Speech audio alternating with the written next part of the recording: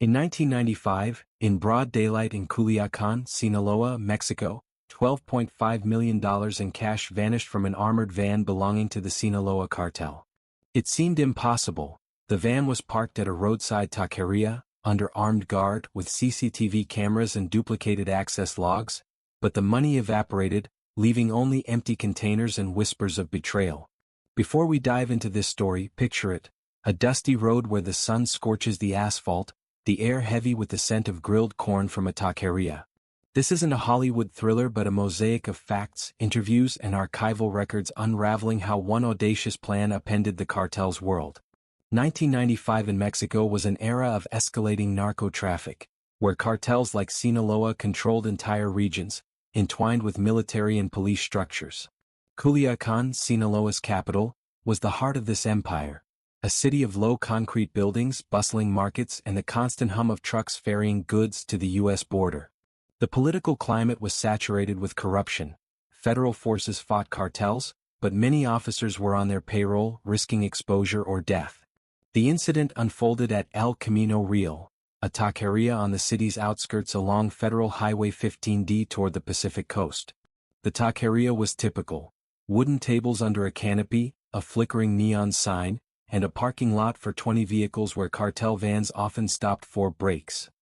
The van, a modified Mercedes-Benz Sprinter, armored for valuables, sat in the shade of palm trees 50 meters from the entrance. Inside was a Massler Class 6 safe, 1.2 meters tall, 0.9 meters wide, 0.6 meters deep, weighing 680 kilograms, bolted to the van's floor, secured with a mechanical code lock and a fingerprint scanner requiring dual-factor authentication. Code plus biometrics. The cash was no accident. According to Federal Investigation Archives, it was proceeds from a massive cocaine shipment, tied to a joint operation between the cartel and corrupt Mexican army elements. The Sinaloa cartel often used such vans for temporary storage of dirty money before laundering. In this case, $12.5 million in stacks of $1,100 bills, packed into 25 plastic containers, each weighing 20 kilograms, totaling 500 kilograms. The van was part of a convoy but stopped for a routine check at the taqueria, where its crew, 2 armed guards, waited out the heat. Security was military-grade: 2 armed men inside the van, a 4-man patrol around the lot, rotating every 2 hours, CCTV cameras on the van and taqueria, 480p resolution, recording to magnetic tape, magnetic card access systems and duplicated logs, 1 paper log in the cab, another electronic on the cartel server. Corruption risks were high, guards earned meager wages and the cartel was notorious for internal betrayals, where a single bribe could cost a life. Archival footage of 1990s Culiacán. Dusty streets, trucks on the highway, close-up of an armored van with a Transportes Seguros logo. General Eduardo González, 52, was a key figure, not an official military general but a general in the cartel's logistics hierarchy. His background: a former Mexican army major who defected to Sinaloa in the 1980s over debts and promises of wealth. Social status: affluent, with a villa in Culiacán but strained. His wife battled cancer, his son attended an expensive U.S. university. Psychologically, González was weary, a habit of smoking cigarettes at night while staring into the desert, haunted by doubts about loyalty. Truth be told, he wrote in his diary, "I'm tired of shadows. This money isn't mine but it chains me." The inside man, Juan Ramirez, 38, the cartel's accountant, worked in the van as a controller. His role: access to safe codes, changed weekly, and logs. Background: a former cop fired for suspected corruption, living in poverty with a wife and 2 kids in a cramped apartment.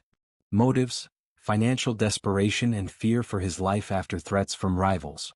In his correspondence with the organizer, "I can't take it anymore. These logs are my ticket to freedom." Psychology: paranoid with a habit of triple-checking doors, racked with guilt. What if they find out? My kids. The organizer: Carlos Mendoza, 45, a former Mexican Special Forces operative turned freelance consultant for criminal groups. Background: served in the army, discharged for desertion with expertise in guerrilla operations. Motives: revenge against the cartel for his brother's murder plus greed. Psychological profile: Cold, methodical, planning moves on a chessboard. This isn't theft, he thought, it's justice. The cartel took everything, now I take mine.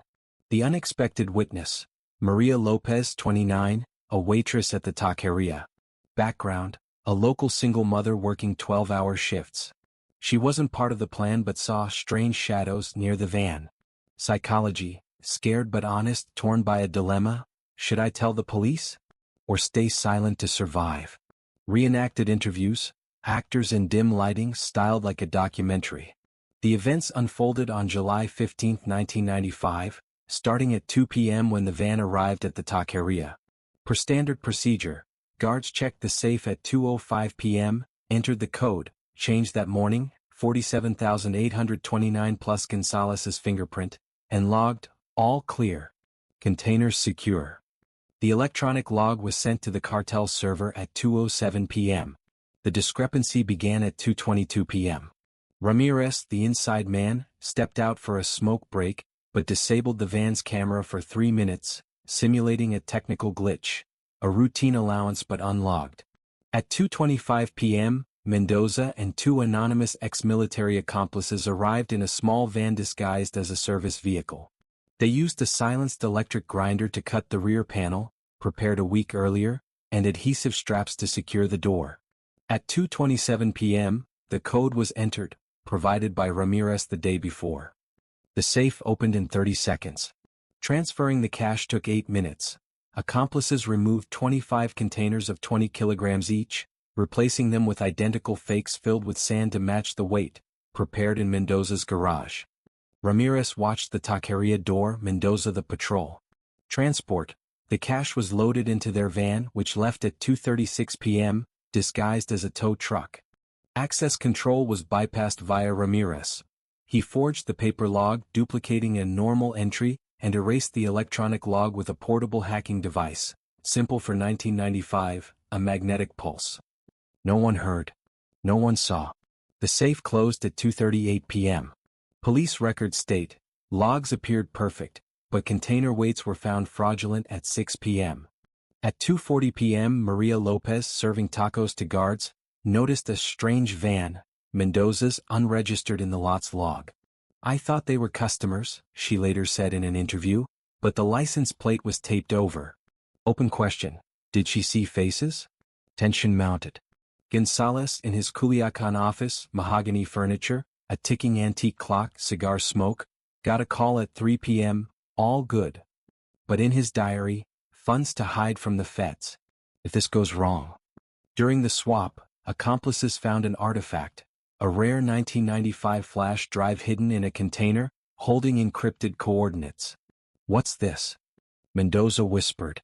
A treasure map or a trap? Psychological dilemmas. Ramirez, returning to the van, felt guilt. My hands are shaking. The kids. They deserve better, but is this worth blood?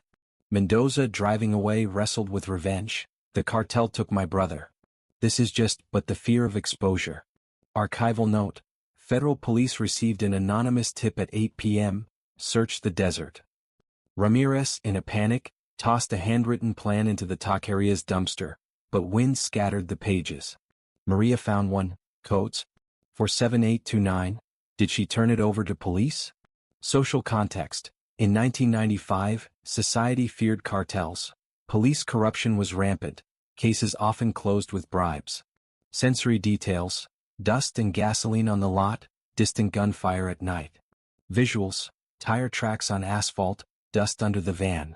At 6 p.m., Gonzalez remotely checked the safe via radio link.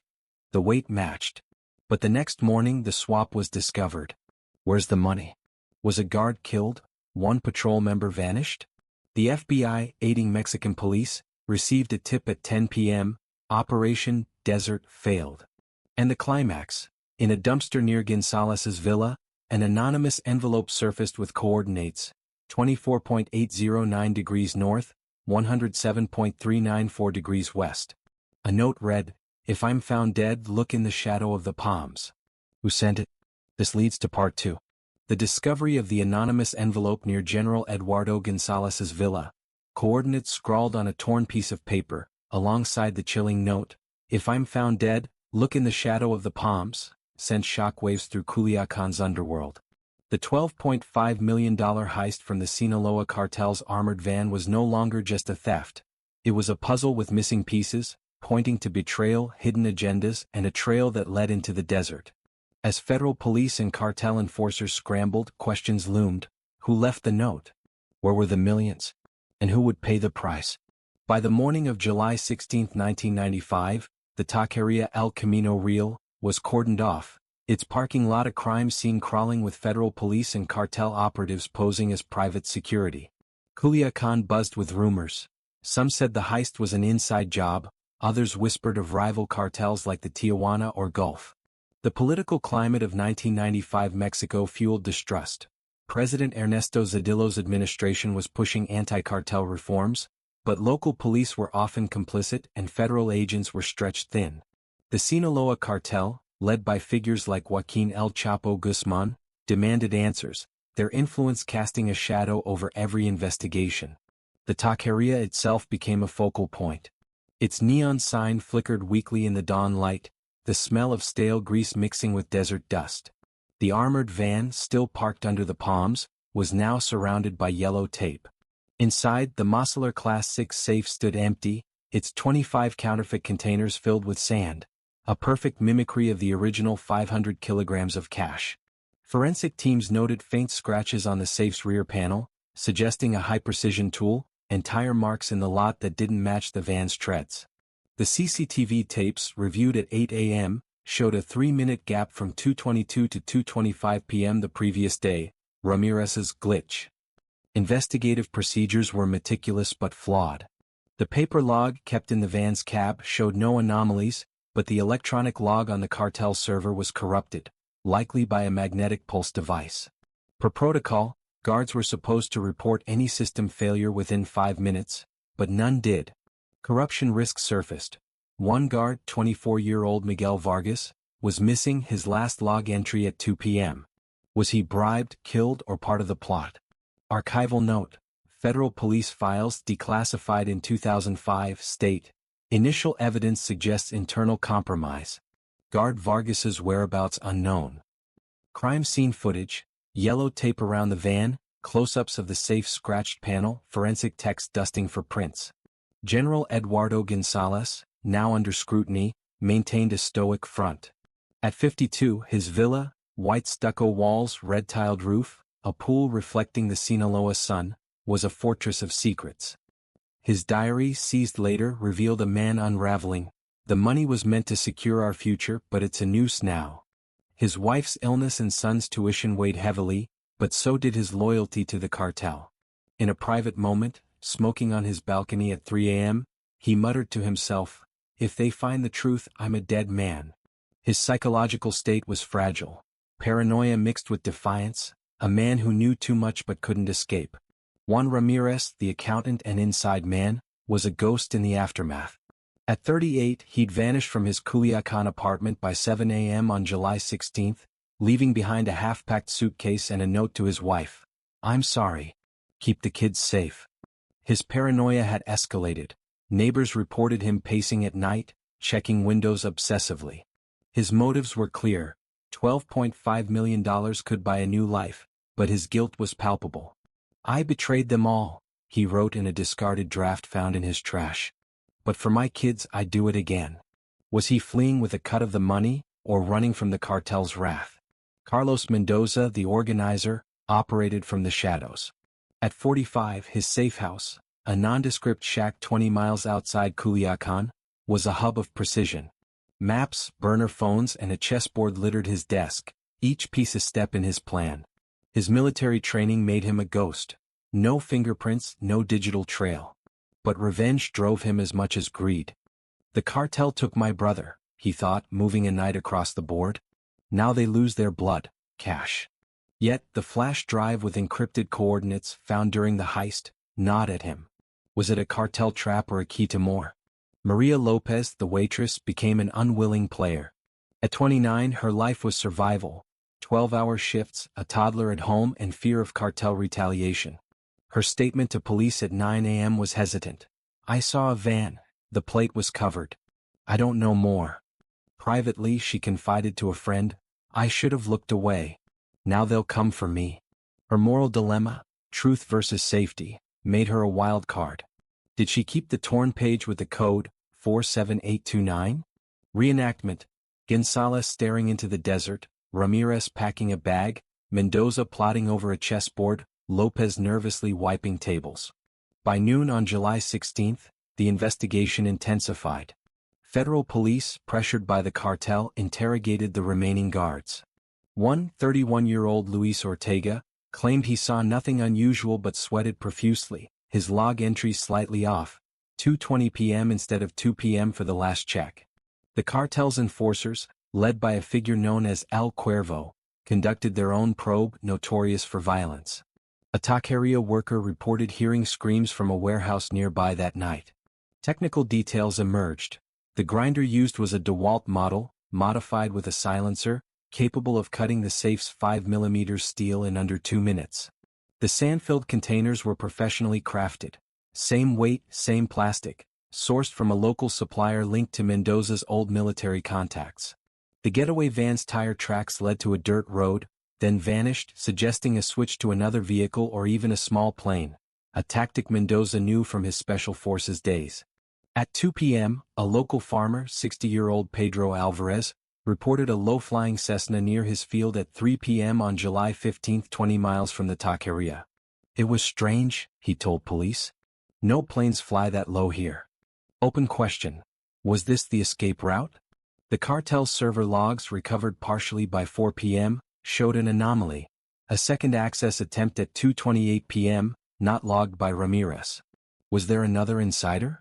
Police procedures faltered, corrupt officers delayed evidence processing, and the FBI, assisting remotely, noted local interference likely. Archival note: FBI report, July 17, 1995. Evidence suggests a coordinated effort with military precision. On July 17, a cartel informant leaked that Gonzalez had met a rival Gulf cartel member weeks earlier. His diary hinted at it, a deal to keep peace, but at what cost? Was he playing both sides, or was this a setup to deflect blame? Atmosphere thickened. The taqueria's parking lot smelled of burnt rubber and spilled beer, the desert wind carrying distant coyote howls. Inside Gonzalez's office, dust settled on untouched files, a cigarette but smoldering in an ashtray. Socially, Culiacán was a pressure cooker. Residents avoided police, fearing cartel reprisals. A 1995 newspaper clipping read, "Trust in authorities at an all-time low." Psychological weight bore down. Gonzalez, facing cartel interrogators, maintained innocence but doubted himself.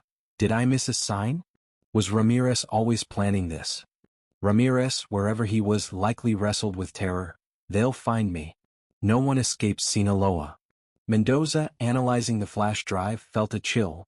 These coordinates, 24.809 degrees north, 107.394 degrees west, point to a cartel stash. Did I steal more than money? On July 18, police found Miguel Vargas's body in a ditch 10 miles away, a single gunshot to the head. His logbook, recovered nearby, had a torn page with a partial phone number. Suicide or murder? Did he betray the cartel or refuse to?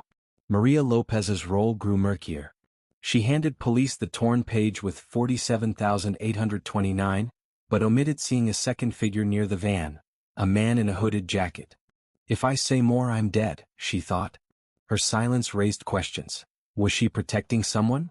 Archival note: police report, July 19. Witness Lopez's testimony incomplete. Possible coercion.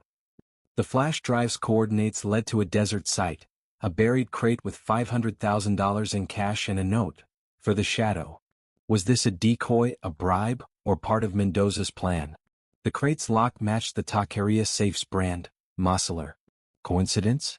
Desert aerial shots, police digging up the crate, close-up of the note. The moral dilemmas intensified.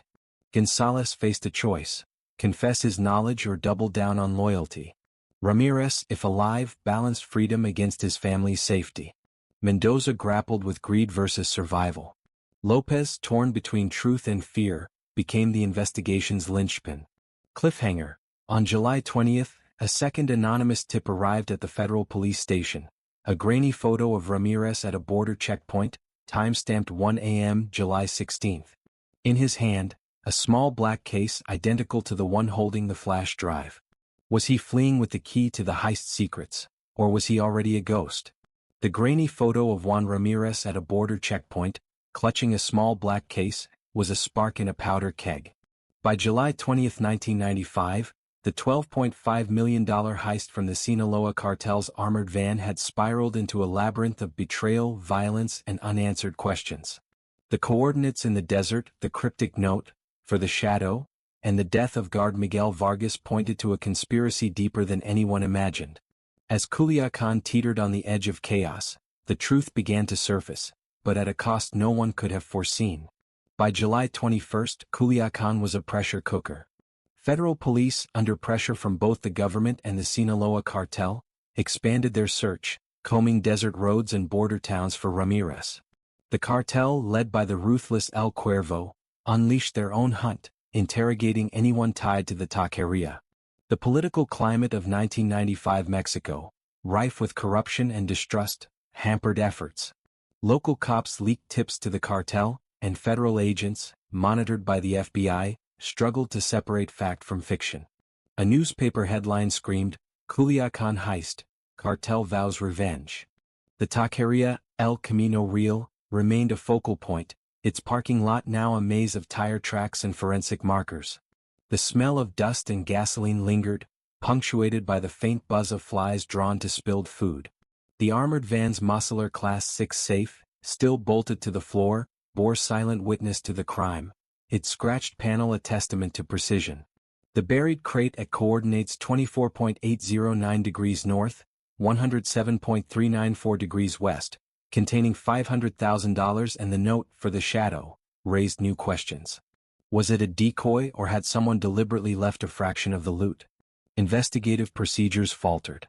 The cartel server, partially restored, revealed a third access attempt at 2:30 p.m. on July 15, unlogged and untraceable.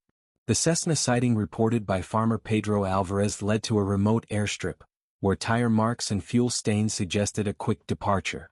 But no plane was found. Corruption tainted every step.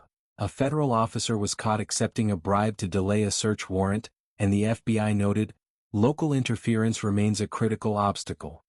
Archival note, FBI memo July 21, 1995. Evidence points to a multi-layered operation, possibly involving external actors. Aerial shots of the desert airstrip, police combing through sand, close-up of the crate's muscular lock. General Eduardo Gonzalez, 52, was cracking under pressure. His villa, once a sanctuary, now felt like a prison. Cartel enforcers shadowed his every move, and his diary entries grew frantic.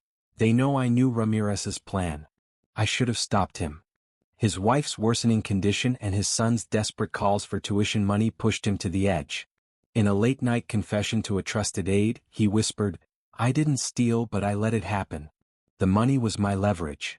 His psychological torment, loyalty versus survival, reached a breaking point. Juan Ramirez, the inside man, remained a phantom. The border photo, time-stamped 1 a.m. on July 16, was the last confirmed sighting. His Culiacán apartment, searched on July 21, revealed a hidden burner phone with one outgoing call, to a number linked to Mendoza. His guilt consumed him. "I did this for my kids," he'd written in a crumpled note. "But I've damned us all." Had he escaped with the black case containing the flash drive, or was he already in the cartel's hands? Carlos Mendoza, 45, the mastermind, stayed one step ahead. From his desert safe house, he decrypted the flash drive's coordinates, revealing a second set, 24.801 degrees north, 107.400 degrees west. "Another stash?" he muttered, moving a pawn on his chessboard. His military precision kept him invisible, but paranoia crept in. The cartel's closing in. Did Ramirez betray me? His motives, revenge for his brother's death and the lure of millions, clashed with the growing fear that the flash drive held secrets too dangerous to keep. Maria Lopez, the waitress, was drowning in fear. At 29, her life unraveled after handing police the torn page with the code 47829. Cartel informants had begun circling her neighborhood, and she moved her toddler to her mother's house. In a tearful call to a friend she said, "I saw more than I told. A man in a hood. I think he saw me too." Her moral dilemma, truth versus survival, made her a target. Was she withholding the key to the heist? Reenactment: Gonzalez pacing his villa, Ramirez's empty apartment, Mendoza decoding the flash drive, Lopez locking her door. By July 22, the investigation took a grim turn. The second coordinates led to a derelict warehouse 15 miles from Culiacán, where police found $2 million in cash, part of the stolen $12.5 million, along with a blood-stained jacket matching the hooded figure Lopez described. Forensic analysis confirmed the blood belonged to Miguel Vargas, the missing guard. His death, ruled a murder, suggested he'd been silenced, either for refusing to cooperate or for knowing too much.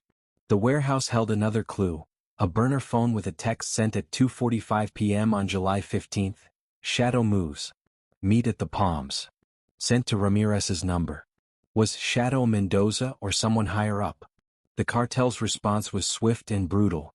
On July 23, El Cuervo raided a safehouse linked to Mendoza's military contacts, leaving 3 bodies and a message carved into a table. "No one steals from Sinaloa." But Mendoza was gone, his shack abandoned, the chessboard left mid-game. Technical details surfaced. The $2 million was packed in the same plastic containers as the originals, suggesting Mendoza's team had split the loot for multiple drops. Archival note: Police report, July 23. Warehouse evidence indicates a secondary extraction point. Suspect Mendoza remains at large. A leaked FBI intercept revealed Gonzalez had wired $100,000 to a U.S. account days before the heist, tagged for his son's tuition. Was this his cut, or a desperate move to protect his family? His diary read, "The money was my shield, but it's burning me now." Atmosphere grew oppressive. Culiacán streets were tense, the smell of burning tires from cartel roadblocks mixing with the desert's dry heat. Gonzalez's office, now searched, revealed a hidden safe with documents naming Ramirez as a consultant to a Gulf cartel deal. Was Gonzalez double-dealing or was he framed? On July 24, Maria Lopez vanished. Her apartment was empty, her toddler safe with her mother. A note left behind read, "I told the truth. Forgive me." Police suspected cartel abduction, but a witness claimed seeing her board a bus to Mazatlan. Did she flee with information or was she silenced? The psychological toll was evident. Gonzalez, interrogated by the cartel on July 25, broke down, "I didn't take the money but I knew Ramirez was desperate. I looked away." His confession spared his life but cost him his rank. Demoted, he lived under cartel surveillance. Ramirez's fate was grimmer. On July 26, fishermen found a body near the Pacific coast, face unrecognizable, but a tattoo matched Ramirez's. The black case was missing. "My kids," his final note had said. Had he been caught or was this another decoy? Mendoza's trail went cold. The second coordinates warehouse was his last known location, but a hidden camera there captured him on July 22, loading cash into a Cessna. The flash drive, analyzed by the FBI, contained not just coordinates but names, cartel leaders, corrupt officials and a code name, Shadow. Was Mendoza working for a rival cartel, or was he a lone wolf? On July 27, the FBI uncovered a $5 million transfer to a Cayman Islands account, linked to a shell company named Palma Sombra. The money trail stopped there, but the name echoed the note's Shadow of the Palms. Was this the heist's final destination or a distraction? The social context of 1995 Culiacán framed the outcome. A city where fear outlasted justice, where cartel power crushed investigations. The taqueria's neon sign flickered out, its owner closing shop under threats. Sensory details lingered: the crunch of gravel under police boots, the acrid smell of gunpowder from cartel raids, the distant wail of sirens. Moral dilemmas define the players. Gonzalez chose survival over honor, Ramirez family over loyalty, Mendoza revenge over safety. Lopez, caught between truth and fear, paid an unknown price. The heist's long-term consequences rippled. The cartel tightened security, purging suspected traitors, while federal reform stalled under corruption's weight. Archival note: FBI summary, August 1995. Heist remains partially unsolved, $10 million unrecovered.